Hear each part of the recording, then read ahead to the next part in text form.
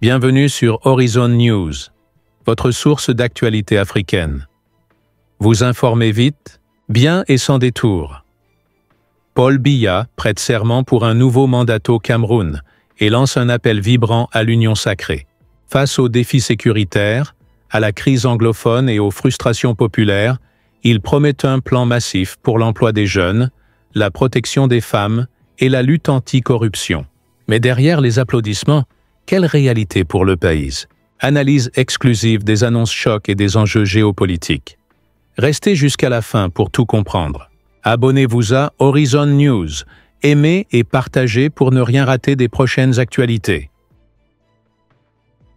Monsieur le Président de l'Assemblée nationale, Monsieur le Vice-président du Sénat, Monsieur le Président du Conseil constitutionnel, Monsieur le Premier Président de la Cour suprême, Mesdames et Messieurs les députés, Mesdames, Messieurs, chers compatriotes, je voudrais avant toute chose remercier Monsieur le Président de l'Assemblée nationale pour ses mots aimables de bienvenue et ses encouragements.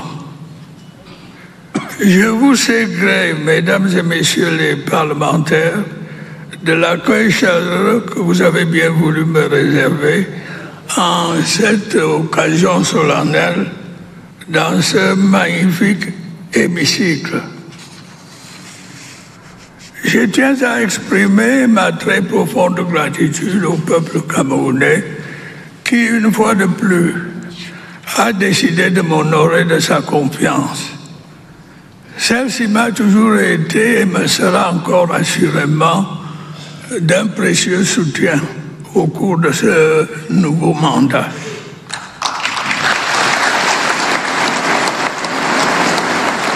Je tiens à le dire de la manière la plus solennelle qui soit. Je ne ménagerai aucun effort pour continuer à être digne de cette confiance. Quelles que soient les circonstances, quelles que soient les difficultés, les obstacles ou les défis, tel est le sens du serment que je viens de prêter devant le peuple camerounais que vous représentez. Camerounaises, Camerounais, mes chers compatriotes, au moment de prendre mes fonctions, je mesure pleinement la gravité de la situation que traverse notre pays. Je mesure le nombre et l'acuité des défis auxquels nous sommes confrontés. Je mesure la profondeur des frustrations, l'ampleur des attentes. Je mesure l'importance des responsabilités qui vont être celles du président de la République.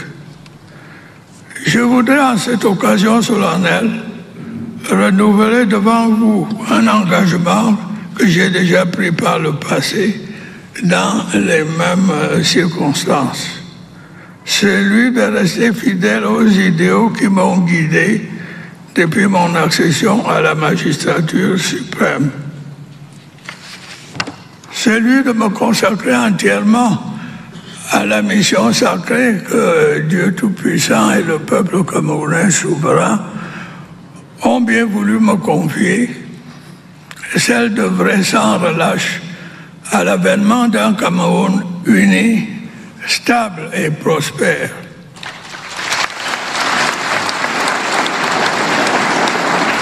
Il s'agit, je le sais et vous le savez, d'une tâche lourde, mais il s'agit d'une tâche exaltante quand on a à cœur l'amour et les intérêts de son peuple. Cette tâche, mes chers compatriotes, n'est pas insurmontable, surtout lorsqu'on bénéficie du soutien indéfectible de son peuple. À chaque échéance électorale, vous me témoignez de ce soutien. Vous l'avez fait une fois de plus, de manière claire et incontestable, lors du scrutin du 12 octobre dernier.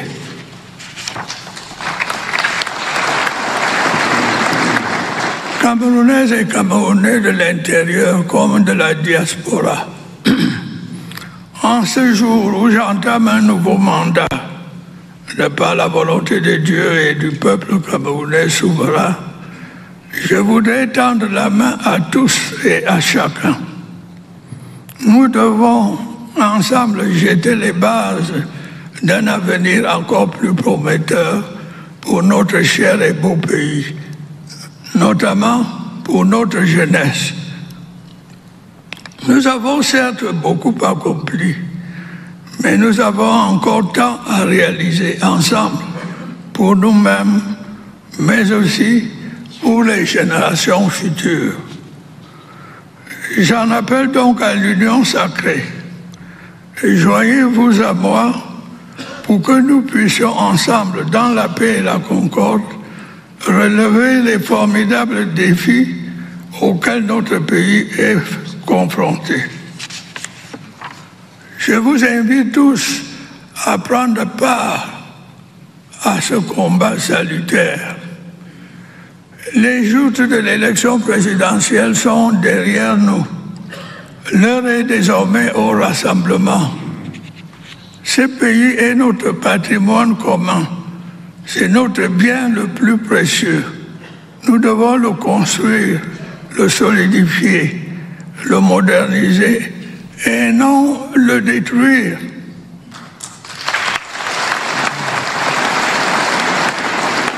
Assez de ces discours de haine qui inondent l'espace public et tout particulièrement les réseaux sociaux.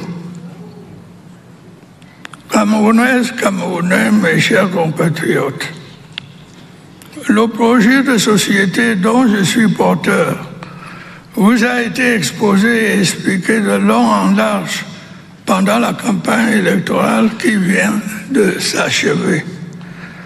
À cette occasion, comme lors des consultations stratégiques qui se sont déroulées au palais de Yaoundé, mes équipes et moi-même avons également veillé à écouter les doléances des Camerounais vivant à l'intérieur du pays comme ceux vivant à l'extérieur.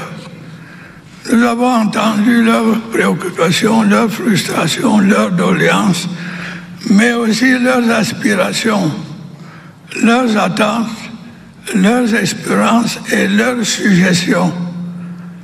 Ces échanges féconds nous serviront assurément de boussole pour guider notre action présente et future. Camerounaises, Camerounais, mes chers compatriotes, ainsi que j'ai eu l'occasion de vous le dire, la situation des jeunes et des femmes sera au cœur de mon action tout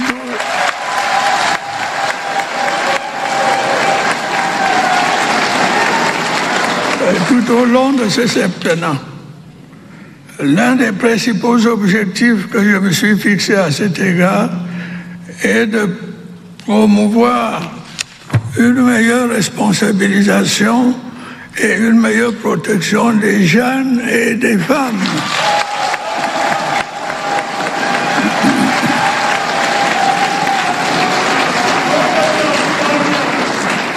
Ainsi que vous le savez, des efforts méritoires ont été déployés ces dernières années en faveur de la jeunesse, telles que la construction de nombreuses infrastructures scolaires et universitaires, la promotion de la scolarité des jeunes, la professionnalisation des enseignements, la création de nouvelles opportunités d'emploi en faveur des jeunes.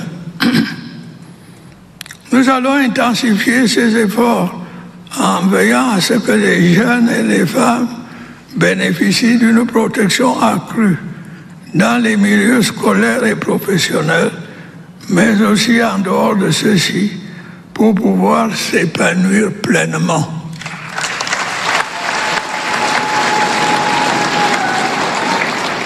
Les métiers et autres activités attirant tout particulièrement les jeunes filles et les femmes bénéficieront d'un plus grand soutien de l'État, notamment au plan financier. Sur un autre plan, ayant été saisi à cet égard par les jeunes qui en étaient fort préoccupés, je viens d'ordonner la reprise des études doctorales dans les universités. Au cours de cette année académique, j'ai également décidé de la relance des concours d'entrée dans les écoles normales supérieures.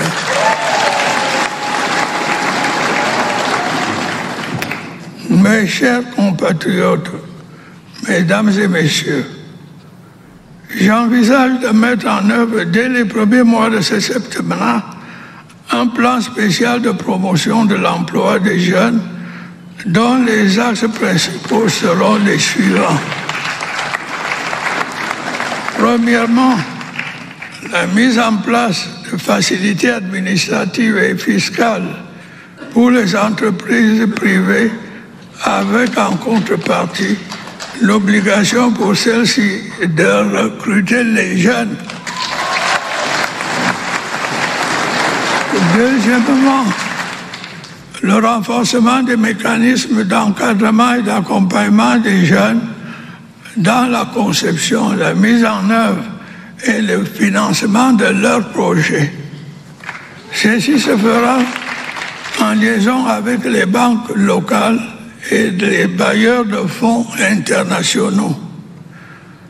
Troisièmement, la promotion du développement d'entreprises dans les secteurs à fort potentiel de création d'emplois, à l'instar du numérique, des mines, de l'agriculture et des services. Quatrièmement, dès le prochain exercice budgétaire, une proportion du budget d'investissement de l'État sera consacrée à la réalisation de travaux à haute intensité de main-d'œuvre, au profit des jeunes sur toute l'étendue du territoire.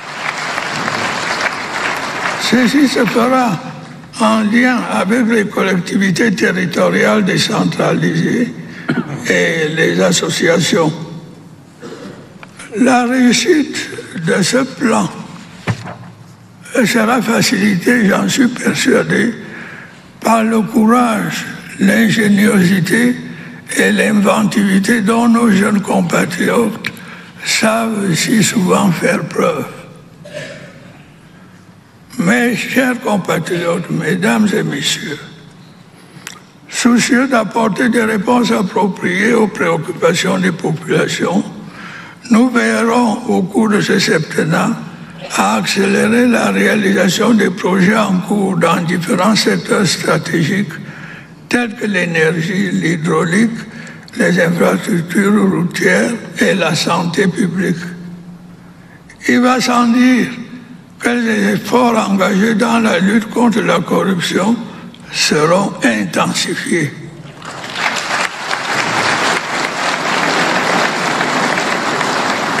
Nous devrons également soumettre au Parlement certaines réformes permettant un fonctionnement plus efficient de l'État.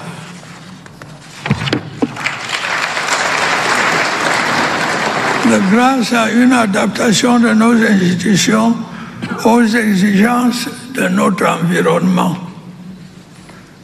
Camerounaises, Camerounais, mes chers compatriotes, ainsi que vous le savez, notre pays est confronté depuis des années à un certain nombre de défis sécuritaires. Dans les régions du nord-ouest et du sud-ouest, mais aussi de l'extrême nord, des groupes terroristes, dont certains viennent de pays voisins, ont longtemps semé la mort et la destruction. Grâce à l'action efficace de nos forces de défense et de sécurité, dont je voudrais une fois de plus saluer le professionnalisme, de même qu'à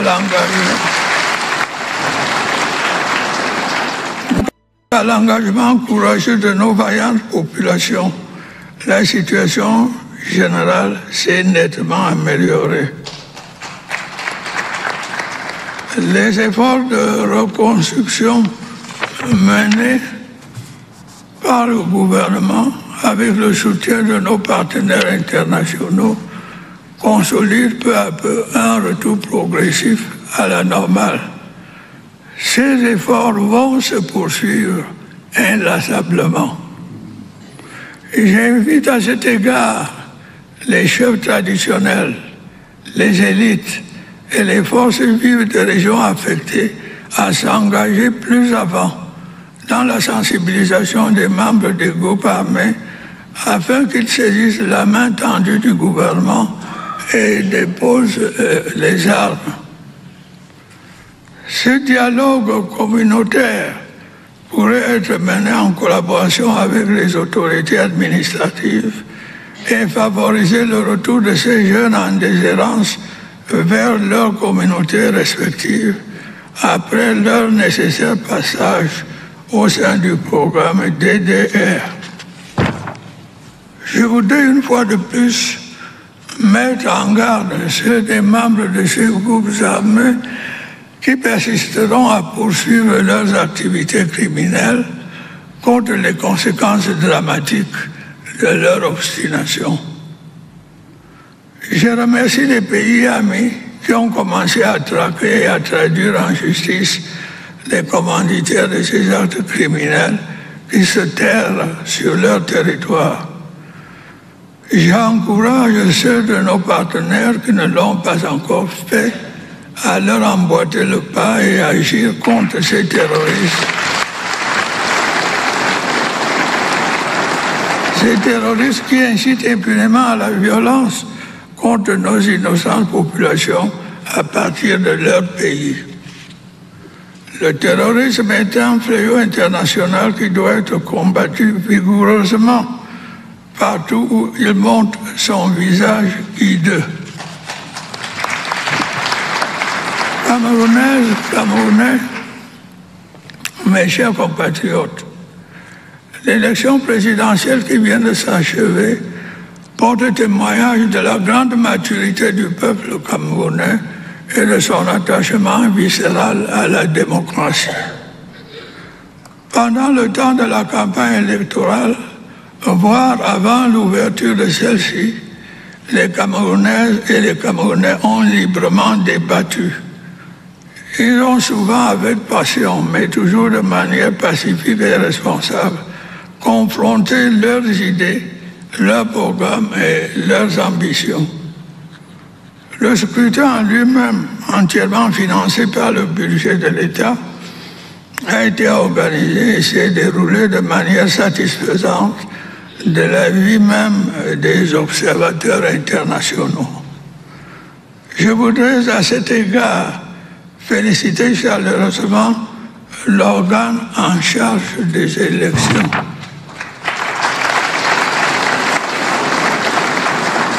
Une fois encore, l'ECAM a pu relever ce formidable défi dans un contexte qui n'était pas toujours facile.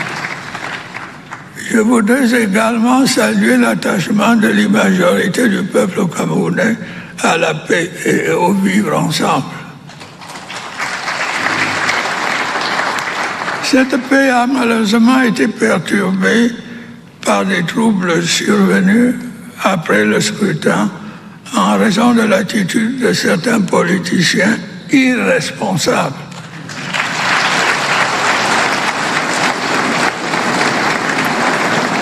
Dans diverses localités, des scènes de pillage et de vandalisme d'une violence inouïe ont été observées. Il en a résulté des incendies, des destructions des biens publics et privés, des attaques contre les forces de l'ordre et des pertes en vie humaine. La situation a pu être maîtrisée grâce au courage, à l'abnégation et au professionnalisme des forces de défense et de sécurité qu'il me plaît de féliciter chaleureusement.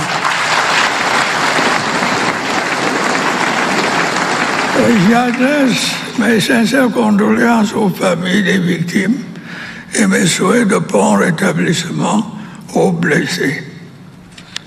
J'en appelle au sens des responsabilités des uns et des autres. Et je m'adresse à tous ceux qui s'emploient à attiser la haine et la violence dans notre pays, notamment à certains de nos compatriotes de la diaspora. Le Cameroun n'a pas besoin d'une crise post-électorale dont les conséquences pourraient être dramatiques, comme cela s'est vu sous d'autres cieux. Mes chers compatriotes, il est de ma responsabilité de veiller à ce que l'ordre soit maintenu.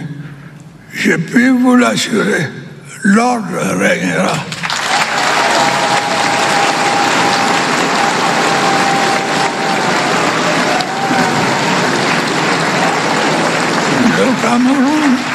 Le Cameroun continuera d'avancer.